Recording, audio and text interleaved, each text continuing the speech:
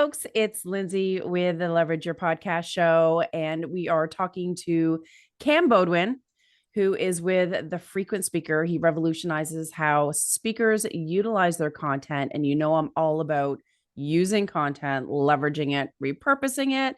But the cool thing about Cam is I actually got introduced from another guest that I had, Spencer Carpenter, and he was saying, Cam, that you create speaking reels for people that actually aren't speaking yet. And I love that because there's so many podcasters that want to take that leap. So welcome to the show. Thanks so much for having me on, Lindsay. This is great. I love talking to people like you. I mean, I was a podcaster for a long time myself. So yeah, you got to hold me back from asking you too many questions too during this process. Okay. Like this is Battle of the back and forth, questions. right? Yeah, exactly. Exactly. I know. No, I'm the host. No, I'm the host. Awesome. So tell me, because we were kind of talking before this, and you had an interesting story about how you got into this and the podcasting world, and you being just kind of in the speaker space. So share kind of like a bit about your journey and why you do what you do. Sure. So I'm a software developer by trade. And, I think if we think of the typical software developer or designer, they're like this hunched over guy or girl in a cubicle somewhere. And that was totally not me. I was always the person who, during demo day for clients, it's like, who wants to present our updates to the client? And it's like, me, like I'll be the one Oh, doing it. goodness. So I feel like it was this calling because I think that many people who are technical have this ability to like dive really deep into the technical aspects, but then there's a layer on top of it to people who are more educators. And I don't know why I've fallen into this bucket, but translating this like hyper technical thing into simple ideas was just something I had a knack for. So I got sunk my teeth into the world of disability inclusion and accessibility. Hmm. So making technology usable by people with disabilities. And it's this huge Nice. demand in Canada, US, and all over the world. There's requirements around it. Won't go into details around that. Yeah. But I was sent around North America on IBM's Oh, bill wow. to go speak on this topic because I was a thought leader on this and I ran a little like business inside IBM around that. So I was the guy to talk about disability inclusion. So pandemic hit and I'm like, I'm going to get serious with public speaking. Like, at a time when no stages are open or anything like that. But it brought me on this journey of how Yeah. do I get better at speaking in public, even on camera, things like that, removing ums and ahs. That was actually the initial reasoning behind it. So I started a little podcast and, I think at the very beginning when I ran those analyses, I was at 200, 300 ums and ahs at the beginning. Oh And my now when I'm goodness. recording it, it's way better than that. I won't We quote don't myself. need I to don't know. talk numbers. It's Yeah. Don't need fine. to talk numbers. Thanks. But then, when we keep hearing as entrepreneurs these pains from an industry, it's like I went and solved this for myself because part of the program I was in for being a speaker, they said you got to go create a demo reel. So I went off on like Upwork and Freelancer and Fiverr and talked to editors, and it was this huge pain point. Like no one has solved this problem. Like just calling up editors, and I spent lots of money trying to figure this out. And I had other friends who were speakers as well who had the same problem. And I said, you know what? This is a problem, and I'm a problem solving kind of guy. So let me go and solve this with Yeah. technology and with people. So that's what I did, and it was just like step by step. And because of my experience in podcasting, because of my experience in interviewing people and storytelling in general, it just led into this awesome career, this perfect trifecta of storytelling and Yeah. sales and marketing. There's all kind of things together. And how do you convince somebody and show their vision and their mission in this like 2.5 to 3.5 minute video? So it's kind Hmm. of how it all came together. Yeah. Like, how do you choose what even you're going to share? Which, of course, we're going to get it all into the nitty gritty because I'm going to pick your brain if you don't mind. Let's go. So for those that don't know, what is a speaker reel? Because I know there's like a sizzle reel, like I don't know, a demo, like there's different terminologies, right? Yeah. So it's very poorly defined in the industry, just like media kits. Like Mhm. media kits mean one thing to one person, but if you're in film, it's like Yes. something else. So it's all wacky. So here it is. So sizzle reel, demo reels, speaker reels, promo reels, they're all the same thing. Okay. So they're all a short video that it's like a movie trailer. It's like a movie trailer about you. What it does is it promotes you to event planners primarily, but really just kind of shows off your talents, like how you are on stage, like I said, your mission and your values, a little bit of storytelling in there as well. Because I'll tell you, no event planner these days is watching even a 10 to 15 minute TED talk. Like no one's got No. time for that. Like if you're going to South by Southwest, forget it. You're up against 70, 80, 90 applicants just for that one like slot. Yeah, So they're not going to watch past episodes, past nope, speaking. Like, my goodness, who has time? no one. Yeah, exactly. So that's what it is. Like it all means the same thing, but that really short 2.5, 3.5 minute video. Goodness. So, how do you pick what content to have within that short moment? Like, how do you, is there like a formula of like, you need a little bit of this, a little bit of that? Like, how do you format it? So I always like to use the format of like hook, story, and then call to action. Which is really funny is that a lot of blog posts are written like that. A lot Mhm. of social posts or video, like that's a very standard format. You hook Totally. somebody at the very beginning, and that's the most important one. Like, is there a comment? Is there a clip of you, dropping something that's going to make the viewer go, "Oh my God, like what's this person all about?" Mm. Because if they're not going to watch the first 7 seconds, or if they get bored in the first 7 seconds, Oh, that already yeah. sets the tone. And, actually, I draw a lot of inspiration from how to create good YouTube videos or TikTok videos, because that whole idea of how That's do you get true. somebody to just sit and watch this? It's the same, same with Yeah. podcasts. Like, how do you drop a In good strategy. line? Yeah. So what I'm really looking for are stories about you and things that really explain the mission and the vision of what you're doing. Like I said Mm. a few times. So let me define that. So an event planner, what they're really doing is they're thinking about their audience, and they're thinking about like, what does my audience need? What do they want? What's the theme of this year's conference? Blah, blah, blah. Right. And so they have an idea of who the typical person that audience is. And what they're trying to match up is, is what is what this speaker trying to get across, does that match up with my audience? Are they going to bring value to that audience, right? They don't really care about your accolades. And I mean that very lightly. Of course, accolades help. And yes, number of podcasts, that all kind of helps, but that's Yeah. kind of filler material. So what they really want to see, and I think you had a guest on recently who spoke about the same thing. It's like, will that event planner, can they see you on stage? Can they understand from just like 20 seconds at a time? Can they understand what you stand for? And will that resonate with their audience in a way that's deeper than just spouting out a bunch of facts from a PowerPoint presentation? Yeah. Not the So nuts and bolts of like your method or talk, like whatever. You have to engage that emotion. Is that what you mean? bingo. Yeah, yeah. Like, because anyone can go and, like I said, read off a PowerPoint presentation. In fact, even I think TEDx falls into this trap too sometimes, where you get people who've copywritten or they get trademarked. This is like very specific methodology, which is just one more leadership methodology. Nothing against my TEDx clients, but Yeah. you know, but if that resonates deeper, right? Like if you found a way to pull people out of a mental health crisis, right? And if you go share that experience, you're sharing your personal experiences, you're sharing your vision and the reasons why you do this, Mhm. and how that benefits people in the long run. If that's something they can take away, and if you can communicate that in that short video to an event planner, that's gold. Like that's what it's all about. And of Right. course, call to action is just a call to action at the end. So I really focus on that Yeah. meat in the middle. Yeah. So like the impact basically. Bingo.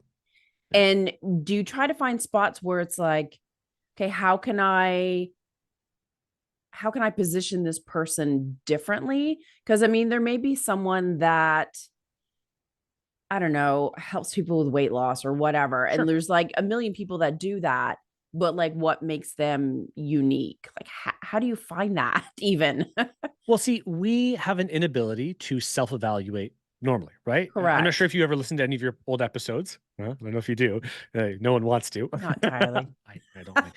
No one does. But if you did, what you'd find is that you have these gold nuggets of information that you're like, man, I forgot about that. Like I didn't know that I was so Mm, good, or I positioned this in a certain way. Probably because you've said it so many times that it's to you become old news. But to other people, to the outside world, they're like, that's amazing. Like, I had no idea that, weight loss, like that this one key, or this, that getting to yeah. the gym 6 times a week, just the fact that you show up is more important than diet, or like getting really nitty gritty, like all these little things that you think are so Mhm. important because it's in your current relevant sphere of focus. But like, there's all this other stuff. So when I call it, we have an inability to see the label from inside the jar, right? Because we're Yes. so focused on it. So when you kind of step outside and you listen to podcasts that people are giving, there's going to be nuggets of information that resonate with me and with my team. And once we hear that, we're like, oh, that's got to go with it, just Mhm. because it's so brilliant. So take a step back from your own content and listen to Yeah. it a couple days, couple weeks later, and you'll be like, oh my gosh, like I had no idea I was so good. And that's really what triggers me. When I get a speaker I love that. or a would-be speaker, someone who is aspiring to be, and they say, I forgot that I said that even. And that's what to me is like, I nailed it. Like that was a really good moment. So get your friends and your family, your colleagues, get your boss to listen to it, get your clients to listen to a podcast and say, hey, what resonates with you on this episode or like Yeah. of the talk, like to you, because I can't, I'm too close to it. So that's what I'd say.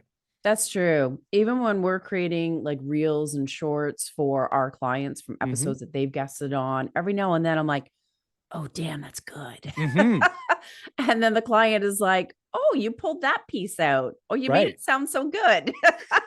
Like with the copy or whatever. And I'm like, yeah, because you do see it a little bit differently and yeah, you just have a different approach. Right, right. And you have to imagine these massive speakers, right? People who ask 20, 30, $40,000 per talk, and they're giving the same talk over and over and Mhm. over.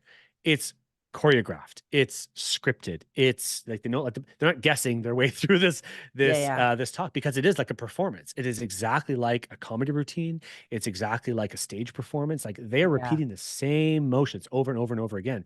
And if you don't think that they don't watch their previous talks or they reread their book 8, 9, 30,000 times, right? To find yeah. those best moments. Like that's the You're too feedback loop close that to you want to it. get into. Exactly. Yeah. Yeah. And I think too, like when you have certain talks, um, it can feel like rote and scripted and what have you. But I sort of feel like when you're in a podcast interview, even though you have a structure or a guideline or certain things that you want to talk about, Mhm. it always comes out more passionate and authentic and different each time because you are having a conversation, you're being asked different questions. That's what I love about the podcasting part of it. Yeah, and that's why I love actually using podcast clips as part of the demo reels Mhm. that I work on because you're exactly right. Like there's these little flare ups of like really passion or gold nuggets, and that going back to the whole idea of authenticity is way overused these days in business and all that kind of stuff. So I don't like to say be authentic on your demo, but that's really what people are Yeah, looking for. They're yeah. looking to connect with someone, and especially when you only have that 2.5, 3.5 minutes to connect with someone, that event planner's got to be like, oh, that was great. Like, oh, there's that moment there that they were like, I want to at least talk to this person. And remember, a demo reel is not going to get you the speaking gig, but it is going to get you the conversation with the event planner, which is probably more than 80% of the other. Just Mm. go check out my website, or here's this document, or filling out call for proposals. It's all going to work together as part of that, all your conglomerate of all your content. That is a great point that the speaker reel is not going to land you the gig, but it'll get you the foot in the door and a chance to have the conversation. And that's really powerful. Do all event planners like is it a requirement to have a speaker reel to apply for any stage opportunities? No, it's not. But if I had to think about what event planners, what are they trying to do? So event planners have, let's say it's a 3-day event, like it's a weekend Mhm. conference, something like that. So they probably have somewhere like 6 to 8 keynote slots, and those are the paid slots, right? Yeah, Now, I'm a big believer in any stage time is great stage time. Like totally. I'm a big believer in this is a skill to practice, a skill to rehearse, and if you start to be able to show up and perform in that way, and you give the same talk and tweaks around here, like that's good. It's all good stuff, but it's going to make you memorable, right? And I think that why do we even come to podcasts? Why do we go on stages? It's to be memorable, to lead into more opportunities. So is it a requirement? No, but I do know that if you want to get represented by a speaker bureau, many bureaus nowadays they're Mm, requiring demo reels as part of their right. website, right? Because you know I've even heard speaker coaches say that there's only two elements that you need. It's a website and a demo reel. Because what else are you going to be Ah, sending an event planner every time that you want to apply for something? It's those two pieces, right? So good that to there's know. more information on the website and you get that instant impact of the demo reel. So they kind of go together. That's a great point. So when you are creating a speaker reel for someone that hasn't yet actually, gone on stage, how do you like do you what is your process? I guess I Sure. just can't picture it in my head when it comes to, obviously you get the video recordings of different podcasts. Like that's a lot of stuff to sift through.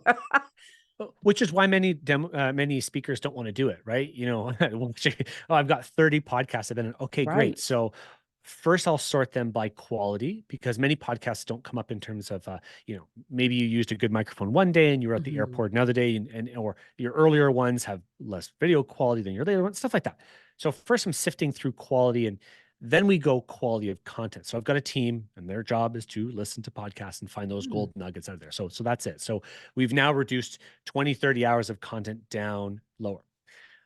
And actually, that's how I started. When I started doing these demo reels, I started Yeah. by just grabbing content that people had. But I think that the expectation nowadays of a high quality video, like 4K cameras and stuff like that, just became so apparent when I was helping one of my clients, and they just had they had no good like, it was not they had no good content, but they were using their webcam and they were no good Mm. camera, so no good microphone. So I said, well, how do I level up here? So now what I do is I will actually go and schedule an interview with a local videographer, and we'll get lapel mic, boom mic, Oh, two video cameras. Oh yeah, like we go full production. Then I'll interview them to get those moments. And secretly, it's when you can get someone that you're interviewing to cry, that's like, we really resonated with an emotion there. And again, that kind of comes out like all things that come after that are really good.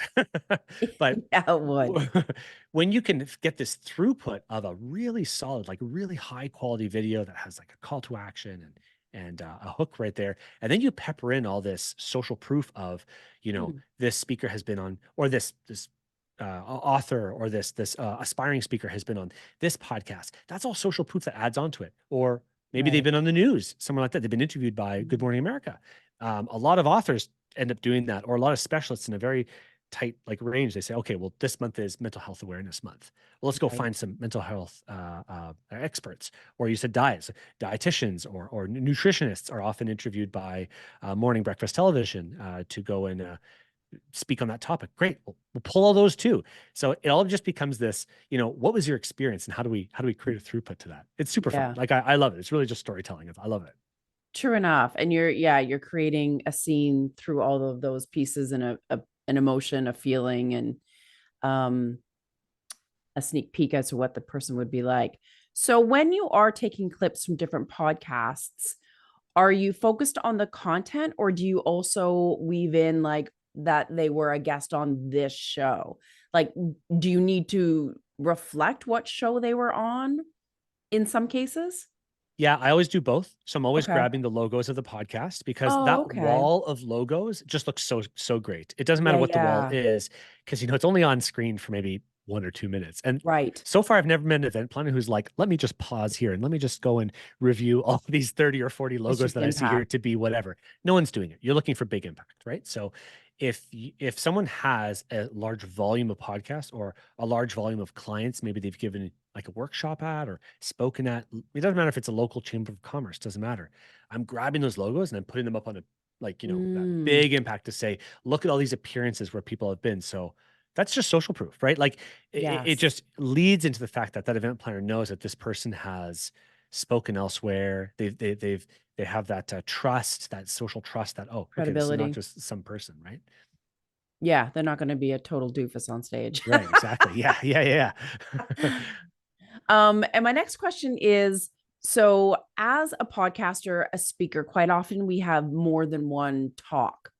So do you have a speaker reel per topic, per talk, or to make a certain like point or feeling, or do you kind of, does it matter? So I get asked this question a lot, and it can go both ways. Like if you have enough cash to go pay for 3 demo reels, awesome. But the thing is, I've never been a speaker who has an evergreen talk for more than, like 2 years tops, right? Like after a True while, it just enough. starts to get tired, and the market maybe changes. Maybe you've created a talk for a specific topic, like work from home or remote work, right? Like that was a big topic. How do we create, Hmm. for employees? Or DEI was very popular back in 2022, and then 2023 started to fade. So there's just not as many DEI speakers, diversity, equity, and inclusion, Mm. for anyone who doesn't know. So that'll kind of fade away. But then do you really want to be creating a new demo reel every 2 years? Maybe. Like maybe your goal is to is to make speaking your only thing. Great. Then yes, you'd want to refresh it all the time. Okay. But if you're a speaker who's doing this on the side, or if you're an author primarily, or in fact, CEOs are great targets for this too. Like someone who is like an entrepreneur or a owner of a business, they go and use speaking to share their brand Hmm. or market their product or things like that. And the way they can get on more stages is to use leverage that video content to show, wow, so and so startup has been on all these big stages. Amazing. I would love to have them come talk on our stage about whatever AI product that they're creating, something like that. So I like to create Evergreen first and then go into specific topics later on Okay. if that's required. Because again, I'm much more about that authenticity, who they are as a person, trying to resonate that way first. Yeah, true enough. And do you have to get like in your onboarding process? I mean, the event coordinator's approach and what they're looking for, but do you have to really understand your clients, like their brand, their products, their funnels, like their avatar, like any of that stuff? All of it, all of it. Yeah. So as part of that onboarding process, it's really like, who are you speaking to? And Right. I love that. I'm not sure if this ever happens in your world, but maybe when you consult or help someone out with their podcast and, you're asking them, who do you speak to? And they say, everyone. It's like, oh, we got some work to do. you know, Let's narrow that down, that's shall we? it. I mean, it just shows, and we're all on a journey, right? We're all on this journey of, and that's how everyone starts. Everyone Mhm. starts thinking they talk to everyone, but by the end, after 5 years, they're like, I speak to women, CEOs, 40 plus, who are trying to achieve their next career move, right? Like, and it goes from general to hyper Very. specific, and that's kind of like what you just learned in business. So Yeah. it's cool. We're all that's part of it. But yeah, the brand exercise is all about respecting the colors and fonts and all that kind of stuff. It all kind of goes in there. I love the idea of cohesive everything. You ever been to a Yeah. website where it just looks super disjointed from, I don't know, you go to an event and you're like, is this No, the same thing? I It sucks. cringe. Yeah, exactly. Right. So it's all got to make sense all together. Yeah. I know. And when you go to a website and you're like, oh, it's like, ooh, this is pretty. But it gives you a certain mood, a certain feeling, and it's just easy to understand what the person does. Yeah. Yeah. So those Yeah. things are important for I'm sure. just going to add one thing to that popped into my head, which is music selection. I Ooh, used to give that wholly up to the speaker to choose, and it's amazing how much you start to take away like less choices, right? What? Who was it? Who is it? Was it Henry Ford who said you can have any color of car as long as it's black, right? And yes. and as we I think as service-based businesses, as you go deeper into the whole idea of done for you services, it's like, yeah, how many like you only get two options here. Do you want this or this? Mm-hmm. And I've removed the music choice from from the speaker altogether. I'll say, okay, if you don't like jazz, I'm not going to put jazz. So I asked like, what music should we avoid? But there's an infinite number of songs that you can choose from. And I used to go through it, just take 45 minutes. Like, do you like this or do you like this? Oh Oh, the beat's God. too slow. No, forget it. Forget it. Like no one wants to go through it. So just take that off and Yeah. trust the editors. I love that you said that. I know. I don't do podcast launches anymore, but when I did, I had a client and she had like a lawyery type podcast and she chose like not ACDC, but it might as well have been. And I was just like, okay, I know that you like to listen to that, when you're on your deck on a Friday night, but it might not work for a podcast. I just thought that was hilarious. I'm like, okay, now I need a teaching moment for when I'm launching a podcast. Yeah, too much too soon. Too much too soon. I know that was hilarious, but that is a good point. And I was going to ask you about the music. Is it all about the mood, the audience that you're speaking to, or does it have to be upbeat, or does it depend on the talk? It usually changes throughout the demo reel itself, actually. Oh, So, okay. yeah, we're picking anywhere between 3 and 4 songs Oh, for the wow. reel.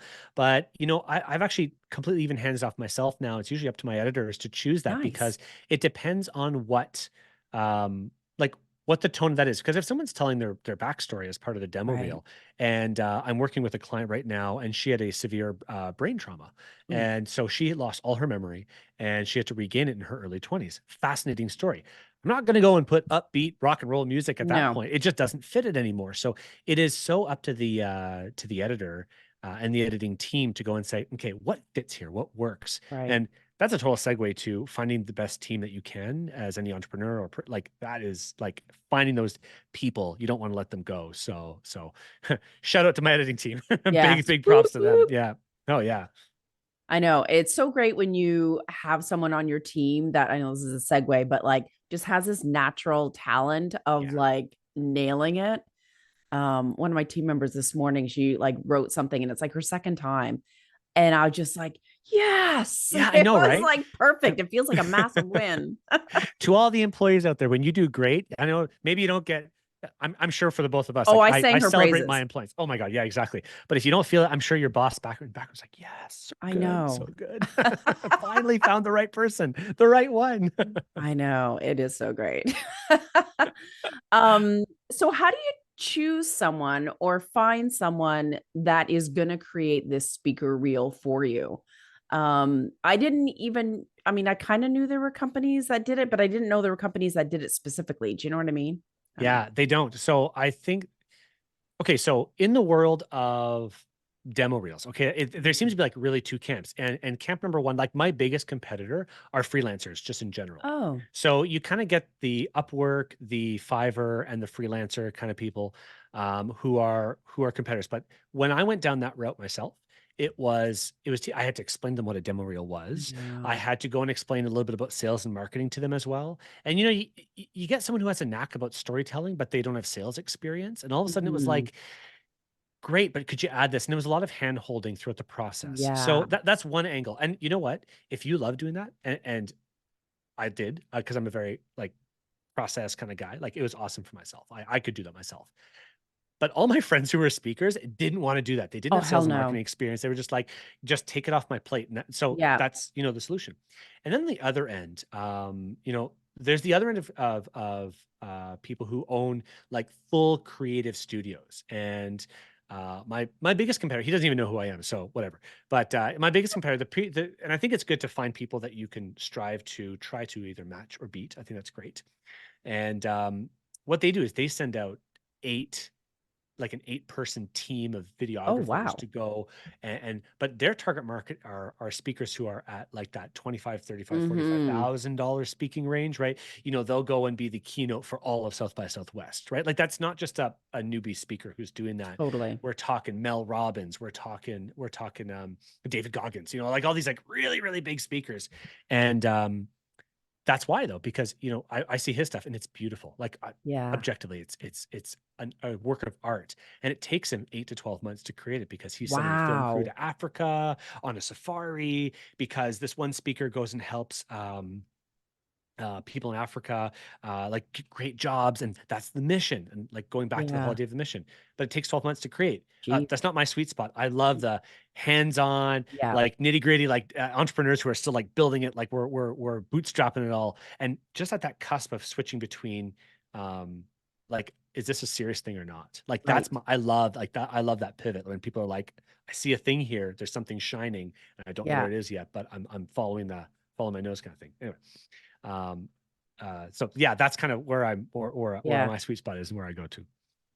I love that. And really, you do want someone that is good on the technical front, like you were saying with Fiverr or whatever. They might be good on the technical front of creating those videos.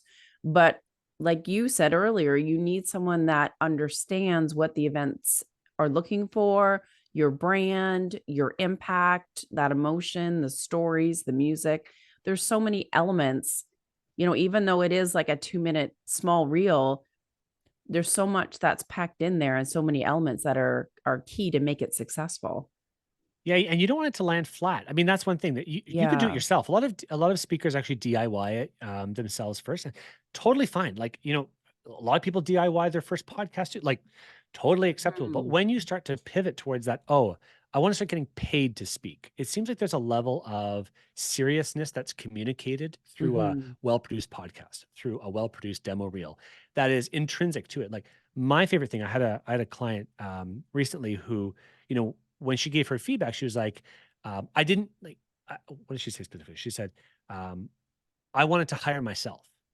And so when you're talking about that underlying confidence that you get once something like someone else tells your story and you're like, wow, like I didn't see myself in that light before. And that Yeah. boost of confidence is like, oh, now people take me seriously. So I think that's like the Yes. difference between all of this. So anyway, yeah. I know. That is exciting.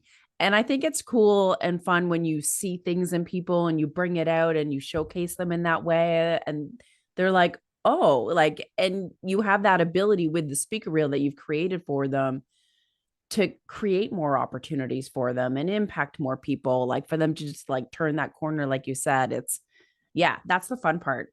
That's what it's all about. Like that's really what it's all about. It's Yeah. all about, you know, what I see that I do is I help people, you know, amplify their voice, right? Hmm. Because maybe there's stages that they wouldn't dare to dream to go and apply for, right? Yeah. Because, you know, you get intimidated, you know, when you get a call, right? And someone says, send me your media kit and speak a reel, right? Like, and you don't have that, you're like, "Ah, I just, Yeah. like, Yeah. you're not going to get the opportunity. But when you have it, you get that confidence and you can send it to someone and they're going to, like, you know, you're ready to go. You're ready to go. Yeah. You've got the stuff ready to go and you apply for those stages that you never would have gone on before. And all of a sudden you can Mhm. help more people, right? Like you expand, like maybe The you're reach. speaking at Mhm. small, I don't know, small audiences first, right? You're at a local chamber of commerce. Then all of a sudden you Mhm. get invited to the chapter, like not the chapter, sorry, like the local, whatever goes bigger than Yeah, the, you regional know, the conference or larger one, the whatever it regional is. one. Yeah, Yeah. yeah, thanks. You're like, oh my God. Like, and now all of a sudden you're not speaking to only 50 people, it's like 500. Then you Yeah. graduate to like 2,000. You're like, oh my gosh. And every step, every level up is, you know, proof to yourself that you can do it. Yes. Right. And that's Yeah. the confidence building. No one's going to take you, like I said, South by Southwest, just because that's on top, it just finished. Right. So no, you bring in a speaker, you got to get your beats first. You got to go through all the small stages first, and it's good for you. You should learn how Yeah. to do that and manipulate the crowd and get audience interaction, get people laughing and standing and clapping. You should know how to do all that kind of stuff Uh-huh. because by the time you get to that big stage, you got to be ready. And I don't know, Yeah. this just amplifies you all the way. I love it. Like, love what I do. That is so true. And I remember someone saying another similar story where it's like, if you do get that call where that opportunity is dropped in your lap or come in front of you, like, are you ready? Do you Mhm. have like a great bio? Do you have your speaker reel? Do you have this or that? Like, because if you don't, you've lost those opportunities. Right, right. It communicates a certain level of uh noviceness. I don't know how to say it. Like, is there Yeah. like how do We're using you that word. sure, let's do it. So it's like without saying anything, how do you communicate that you are a novice? But by Hmm. doing it like that, right? Like, oh, it looks like it's homemade and nothing wrong. Like if you want to DIY I it, like know. for your first stages, But if you go want to for it. Like step up, you got it. But at some point you're gonna say, I got to buy a new microphone for my podcast because it's like I'm doing these. I love this and it's not yeah. good enough. I got to buy a better camera because, man, like I got to buy lighting, right? Like it's all these stages of Hmm. how, like, how serious am I going to get into this? And Yeah. at some point, you just got to take the leap and say, okay, this is a thing. Like I'm going to go for it. Like I'm going to run with this and see where it goes. And yeah. So why do you think people hesitate on creating a speaker reel? My biggest objection is always I don't have enough content. Like the amount of Oh, people who I reach out to and they say, "Oh, I'd love to, but I don't have enough content." It's like, hold on, we can solve it. And that's another reason yeah, why I do yeah. interviews now. Like we solve that. So it doesn't matter because um, there's a lot of speakers out there or people who go and speak at smaller audiences and they don't hire a videographer. They don't ask their friend to record it on their iPhone. Like none of it. Mhm. Like they don't do anything, and they hope that the host records it. But you know, small chamber of commerce, no one's recording that. No, It's like or whatever. it's Or going to it's be maybe like a crappy. webcam. Looks crap. So they hesitate because of that lack of content. So they think they got to hit this breaking point. So if you are an aspiring speaker, you got a small stage you want to speak on, go and pay the $500 to get someone to record you. Go and get a tripod, put Mhm. your iPhone up there and record yourself. Get a little or wherever I got here, the lapel mic, Oh, the yeah, yeah. Rode ones like these guys. Let me pull it out here just so people know what it is. These little like Rode mics, you see all the YouTubers have it, stuff like that. They This is like do. $200. Go Yeah. invest in it, and you can hook it up to your iPhone, and then it's recording you while you're speaking. Now you've got decent audio and you've got Yeah. decent video. All of a sudden, this is going to already take the content that you're going to use for your reel, like step it up, right? Yeah. Like you can start to build it up like that. So that's the biggest objection I get. But then on the other side, it's like I hate watching myself on video. I hate doing it. Like I don't have the time to go through the process, which is, you know, the other half of Mm. what I went out to solve. It's just like you don't have Yeah. time. I got time. I built the team. Like that's Yeah, it. So yeah. I don't want to make this into a whole like pitch, but that's really what it's No, about. it's People don't say they true. have time. Yeah. Yeah, I'm all for outsourcing when you don't have the time or the expertise or the strategy. Yep. Like you're saving time and money in the long run, and you're going to accelerate your growth by outsourcing it and getting it done well so you can move forward quicker with bigger opportunities. Yeah, exactly. I'm not sure. Did you read that book, Who Not How?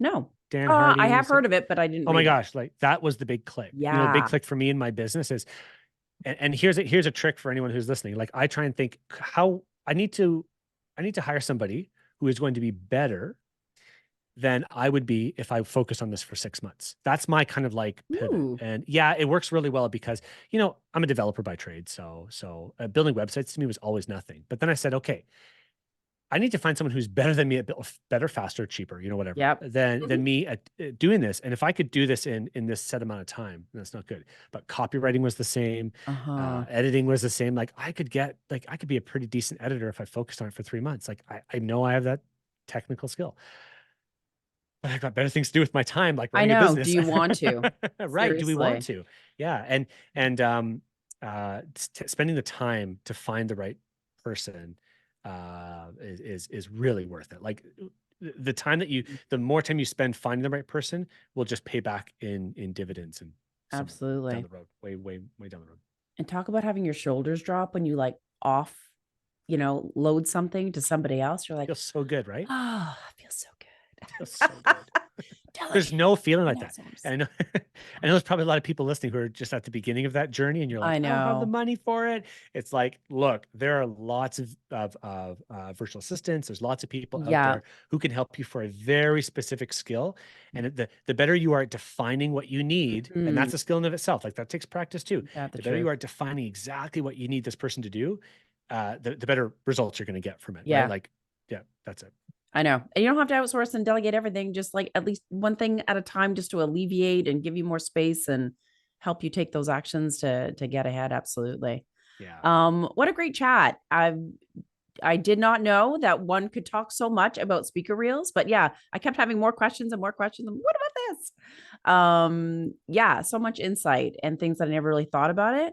And I really think that people, if they want to step up their business and make more impact and expand their reach and get on stages, that the first step really is having a great speaker reel.